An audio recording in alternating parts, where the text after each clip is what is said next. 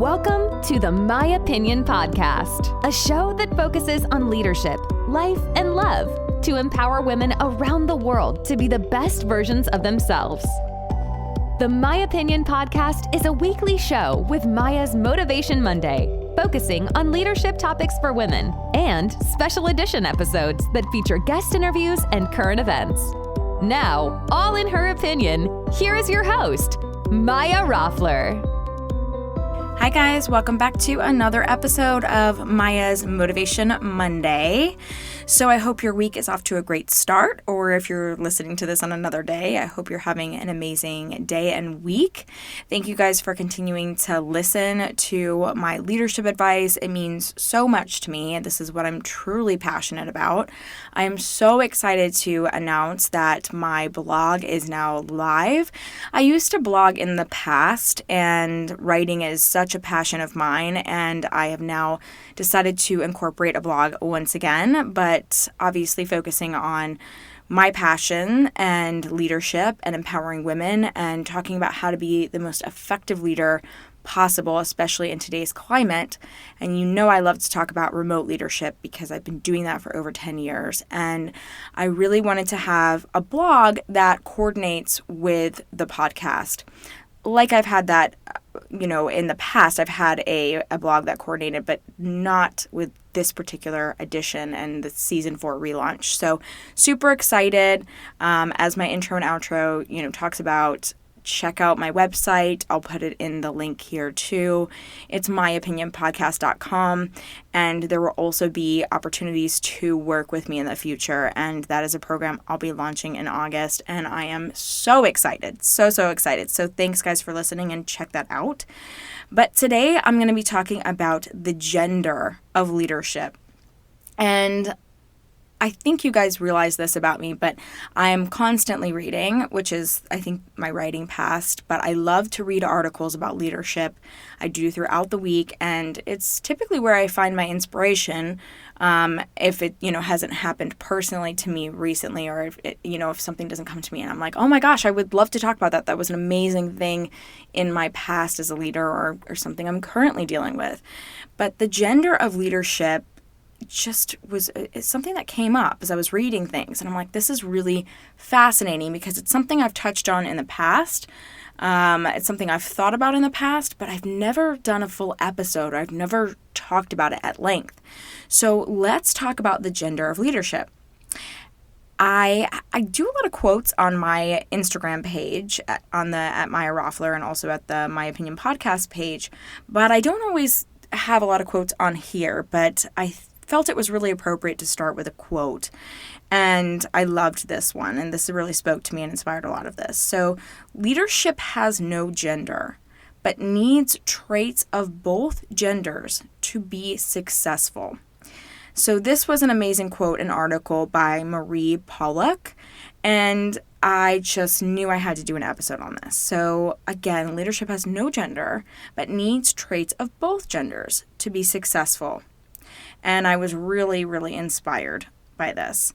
So let's just dive in and talk about it. What are some leadership keywords or identifiers when talking about the masculine versus the feminine? Like, what do we actually identify with a masculine, quote unquote? I'm doing my air bunny ears. And what do we associate with the feminine? So a list came up in her study, and then I also read this in other studies too, that people in these studies, and just even more so women in general, identify the masculine or a male leader with these traits.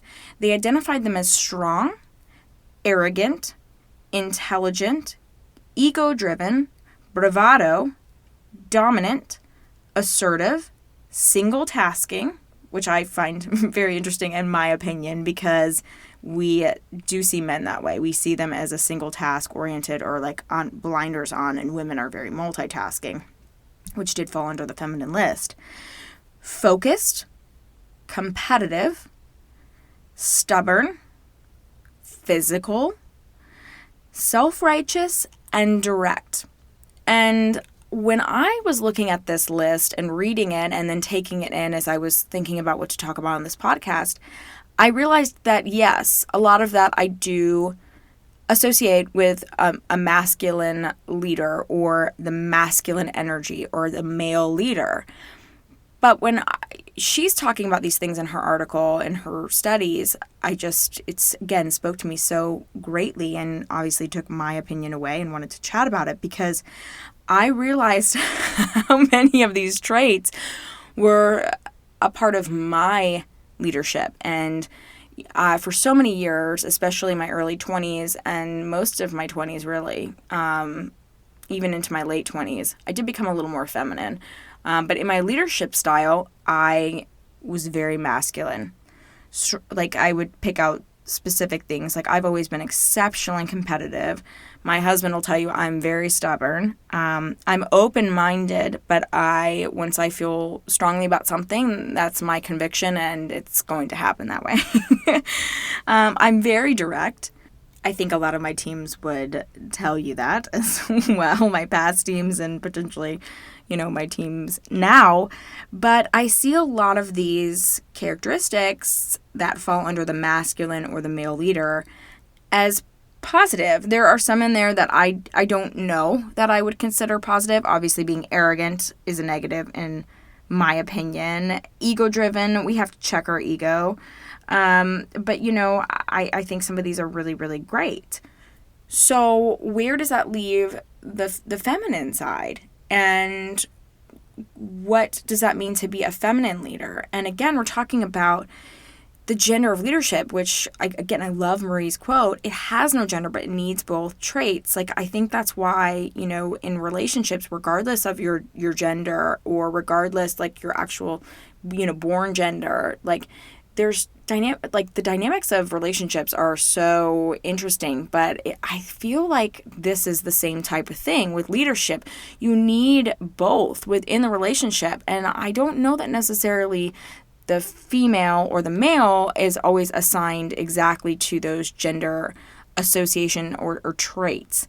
And I think this happens in leadership. I think this is what she's talking about. And in my opinion, we need both characteristics, whether it is a leadership role and you're marrying those characteristics or traits together, the masculine and the feminine, obviously the positive traits of both. But I think when we're talking about relationships too, it's so important that we complement one another, whether it's a romantic relationship, a deep friendship, whatever it is. I think you'll find that you may have, I'm obviously a female and I have a lot of masculine traits, and my husband is very much a man and a man's man in a lot of ways.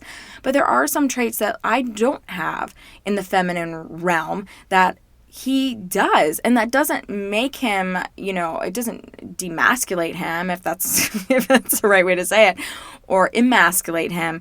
It makes our relationship stronger, and it doesn't make me too, dominant. It's finding out what works for you, and I think leadership and looking at, the gender of leadership is the same way. So what do women, and honestly, this was just in general, women, men, whomever, what do they think is associated with a female leader? What's the feminine, or what's the feminine characteristics?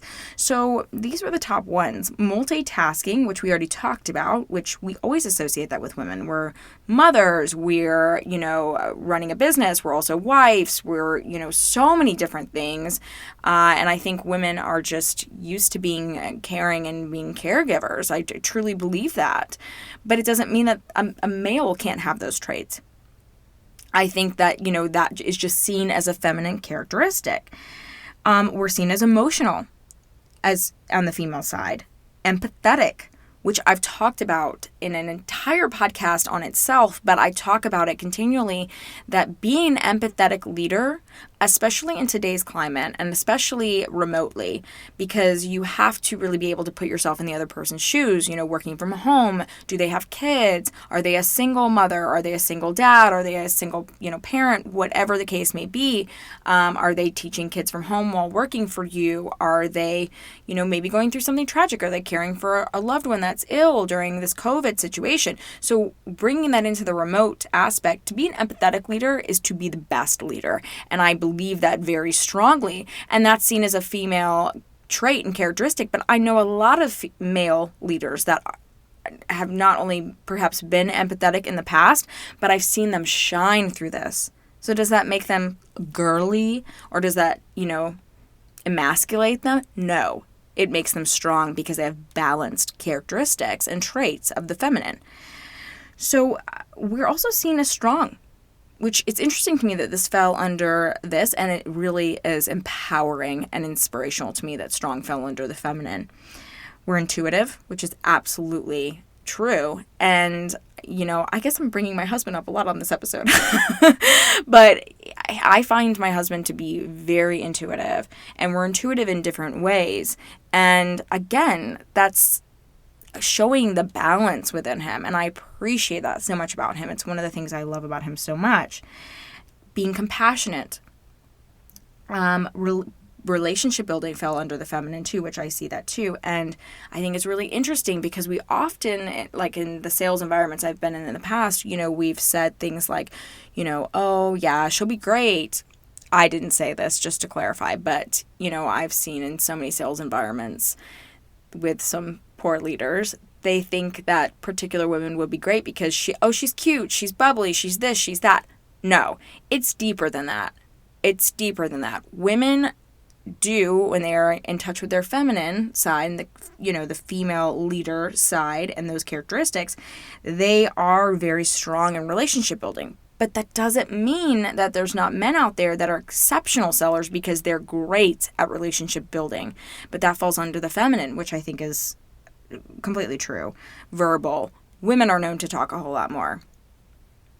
Hello, I'm on this podcast talking.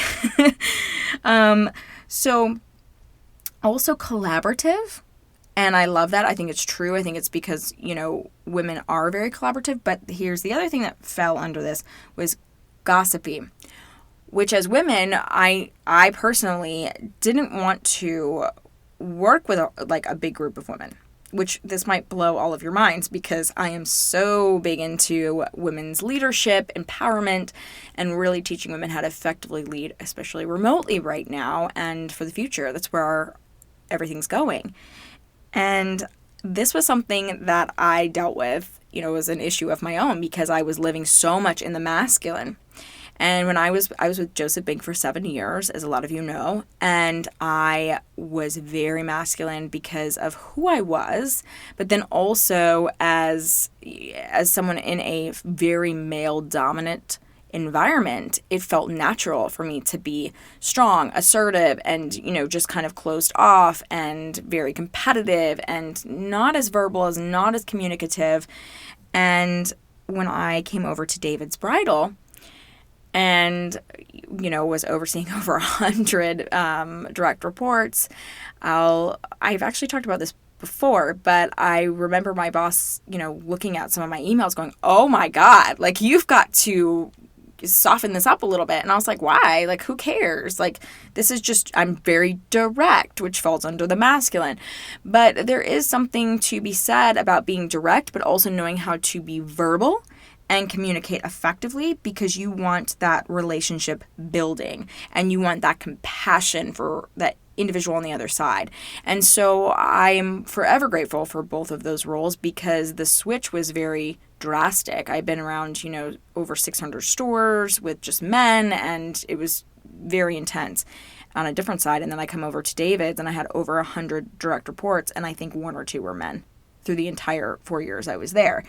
So, and even dealing with that was it was totally different. And it's interesting because the, 2 men in the whole time I was there that reported to me, they were so in touch with these feminine characteristics because that's what they were surrounded by and because that's who was leading them. Women there were some men leaders as well, of course, or male leaders, but they were all very in touch with these traits and characteristics. So I often say in my posts, and I've said it on here too, that the future is female. And I don't ever want that to be misconstrued. I say that because we as leaders, whether you're male or female or whatever you identify as, we are becoming more aware of how positive the feminine is and the feminine side of leadership. Because I truly believe exactly what Marie said. there is no gender in leadership, but it is essential to have both traits to be an effective leader. And, there's positives and negatives on both of the sides of these traits, like we've been talking about. But I don't know about you, but I've never ever seen a leader that, regardless of his or her, birth gender, only exhibited traits of either the feminine or the masculine, whether they're conscious of it or not. And why is it so important for us to be aware of this? And what makes a balanced leader per the gender definition? It is a balance between the two. That is the answer.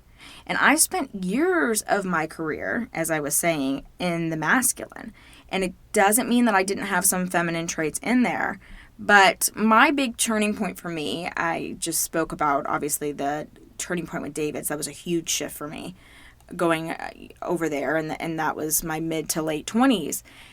And then, when I lost my brother at 30, I'm 33, which a lot of you guys know. When I lost my brother, I shifted again. I took on the characteristic of empathy. I had never really truly been an empathetic person. It's interesting because I am an empath, and so I do feel things from other people, but I couldn't get there. Like, I couldn't put myself in their shoes. I would feel their energy, but I couldn't put myself in their shoes. And actually, it doesn't mean you agree with them and agree with everything, but you're able to put yourself in their shoes and see it through their eyes. And after losing my brother, that really threw me over into that and becoming an empathetic leader and a more compassionate leader. And I started to feel much more balanced as a leader. And I think that's really where my passion for leadership completely just reached a different level and ignited even more. Am I still more masculine? Yes, in a lot of ways, because I am not as emotional when it comes to leadership. I'm very emotional in my relationship, in my marriage, but that's different. We're able to balance that together and have the feminine and the masculine. But for me, with my brother's death, it changed me. It really did. It changed every aspect of my life. And it made me a better leader. It made me a much better leader because everybody has something going on in their life. And I don't think that I was really, I don't want to say I was blinded to it, but I wasn't aware. I wasn't consciously aware of these things. And, I've become much more compassionate. And I would never have used compassion as a word to define who I am, but now I would. So this is why I think the future is female, once again, because it does not mean that, I'm a feminist, 100%, if you couldn't have guessed that, obviously, because I believe that men and women are 100% equal. Doesn't mean that I think one is better than the other. We need both traits. And that's why we need that in leadership. True leadership does not have a gender. It truly is the marriage of both and the beautiful marriage of both and the positive marriage of both traits. And when we blend both of them, we become beautiful, effective leaders. And we need that now more than ever. Thank you so much for listening to the My Opinion Podcast. You can catch up on past episodes on the My Opinion Podcast website at www.myopinionpodcast.com, as well as read the My Opinion blog and contact Maya directly with your questions. Don't forget to follow us on Instagram and Facebook at My Opinion Podcast and Maya Roffler. We'll see you back here next week.